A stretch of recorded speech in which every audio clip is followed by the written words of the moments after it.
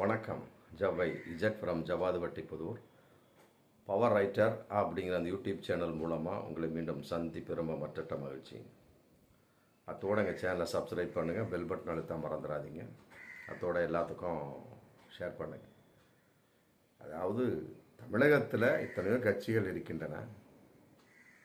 இப்போதைக்கு ஒரு மாஸ் நிறைந்த ஒரு கட்சி ஏதோ வளர்ந்து கொண்டிருப்பதாக கூட சொல்லலாம். தவேக, தமிழக வெற்றி கழகம், நடிகர் விஜய் ஆரம்பித்த ஒரு கட்சி.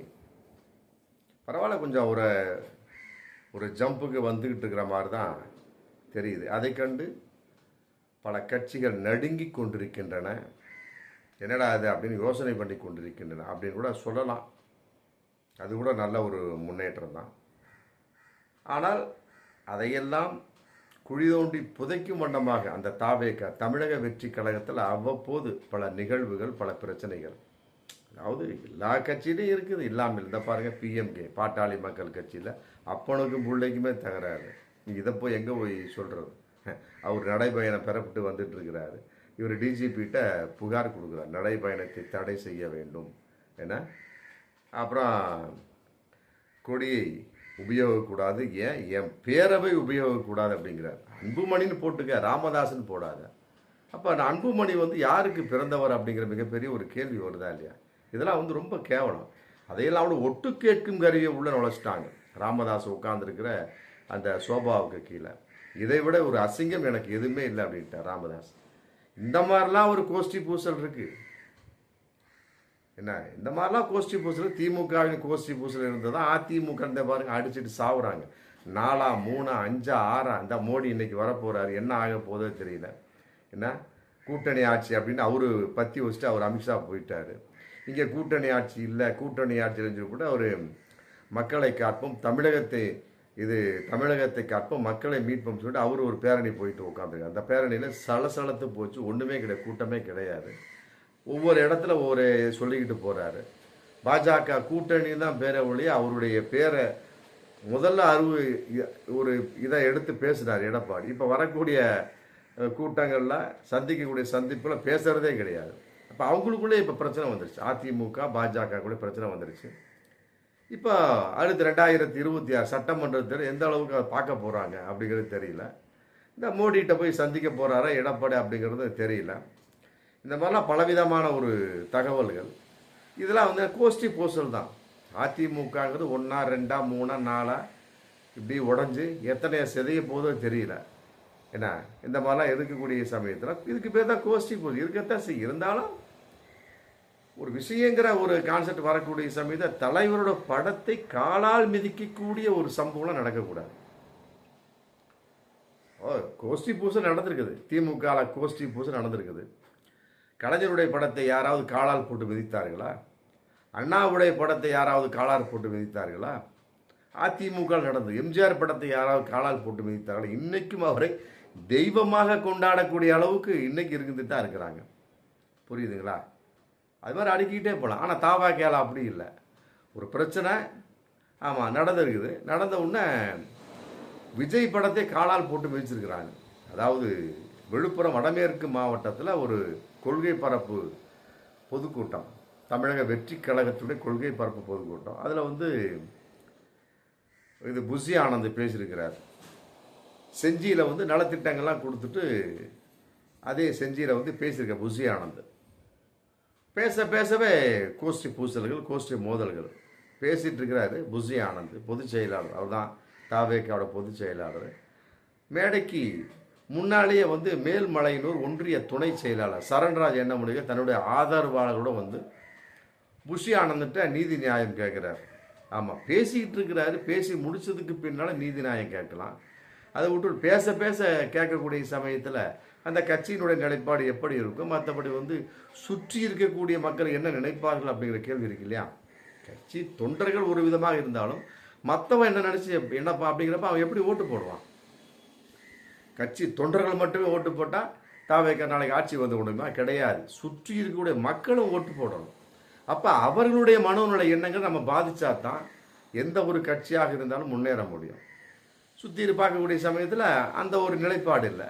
என்ன பண்ணுங்க, பேசிக்கிட்டு புஷி ஆனந்த் பேச அந்த சரண்ராஜ் என்ன பண்ணியிருக்கிறாரு, தன்னுடைய ஆதரவாளர்களோட மேடைக்கு அருகில் வந்து, ஏன்னா மரியாதை தராத செயலாளரை நீங்கள் மாவட்ட செயலாளரை நீங்கள் நியமிச்சிட்டீங்க, ஏன்னா அதை ஏற்றுக்கொள்ள முடியாது அப்படின்னு போட்டு என்ன பண்ணியிருக்கிறாரு, 10 ஆண்டுகள் நாங்கள் உழைச்சிக்கிட்டு இருக்கிறோம், இங்கே விஜய் மக்கள் கட்சி மக்கள் இயக்கம் அதில் நாங்கள் உழைச்சிக்கிட்டு இருக்கிறோம், இப்போ வந்த ஆளுக்கு வந்து மாவட்ட செயலாளர் நீங்கள் பதவி கொடுத்துருக்குறேன். சரி, அப்படி தான் கொடுத்தீங்க, அந்த ஆள் வந்து அரவணைச்சு போகிறாரா? அதுவும் கிடையாது. ஏன்னா அவர் தான் தோன்றித்தனமாக அவர் விருப்பத்துக்கு போயிட்டு இருந்தால் நாங்கள் எப்படி கட்சியில் இருக்க முடியும் என்ன அப்படின்னு சொல்லிட்டு என்ன பண்ணுறாரு, சரண்ராஜ் தன்னுடைய ஆதரவாளர்களோட அத்தனை பேரும் கழுத்தில் போட்டுக்கிற துண்டையெல்லாம் கீழே போட்டு மிதின்னு மிதிச்சு, ஏன்னா கையில் பிடிச்சிருக்கிற விஜய் பேனரையும் தூக்கி கீழே போட்டு மிதின்னு மிதிச்சு, அதில் இருக்கக்கூடிய படம் இருக்கு இல்லையா, விஜய் படத்தையும் காலால் மிதிச்சிருக்கிறாங்க. பேனரை தூக்கி போட்டாங்க, ஒரு ஓரமாக போட்டாங்க, ரைட்டு ஓகே, ஏதோப்பா கட்சி துண்டை வந்து மிதிச்சாங்கப்பா, அது உதவி நிப்பாட்டிக்கலாம்.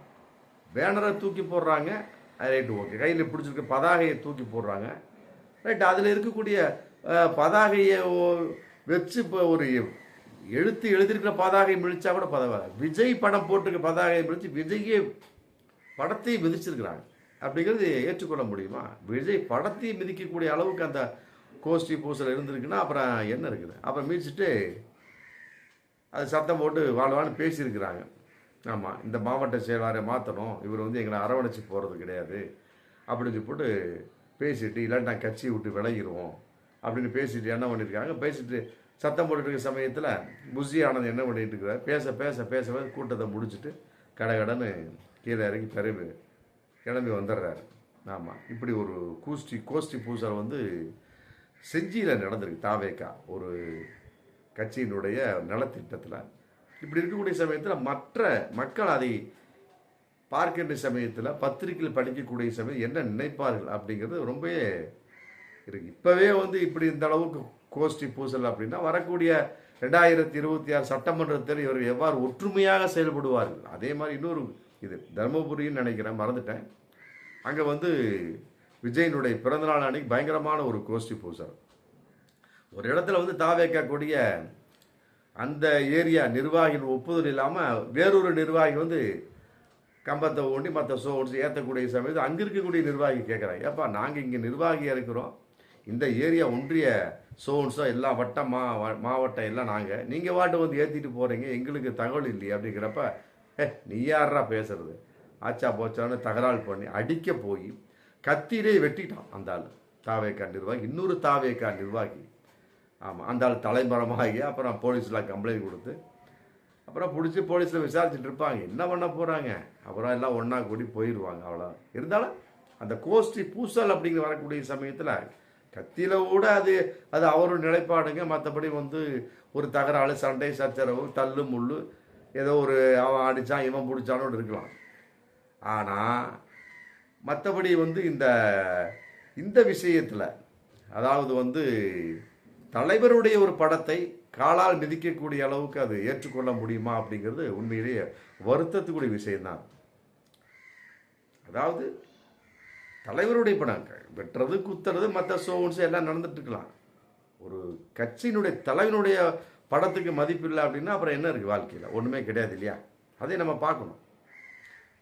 இதெல்லாம் வந்து இப்படிலாம் கோஷ்டி. அதெல்லாம் விட இன்னொரு விஷயமும் ஒரு 4 மாதம் முன்னால் போச்சு பாருங்கள், பெண்களை மதிப்பதில் வச்சுப்படி ஏகப்பட்ட பெண்கள் வந்து தாவேக்காவிட்டு விளையிட்டு இருக்கிறாங்க, இன்றைக்கி விளையிட்டு தான் இருக்கிறாங்க. குறிப்பாக வந்து இந்த கோயம்புத்தூர் பக்கத்தில் ஒரு பொண்ணு, நான் கவுண்டம்பாளையம் நினைக்கிறேன், அதுலேருந்து ஒரு பொண்ணு விலகி திமுகவில் சேர்ந்து அதையும் விட்டாங்களா, அந்த பொண்ணை விடக்கூடாதுன்னு போட்டு தாவேக்கா சில நிர்வாகிகள் என்ன பண்ணியிருக்காங்க, சமூக வலைத்தளத்தை அந்த பெண்ணை தவறாக ஒரு மீம்ஸ் போடுறது, தவறாக சில தேவையற்ற வார்த்தைகளை போட்டு அந்த பொண்ணை இன்றைக்கி தொந்தரவு பண்ணிட்டு தான் இருக்காங்க. அது வந்து போலீஸில் கம்ப்ளைண்ட் கொடுக்குது.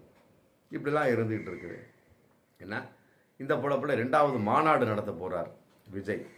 முதல் மாநாடு ரைட்டு ஓகே, விக்கிரவாண்டியில் இப்போ மதுரை நடத்த போகிறார்.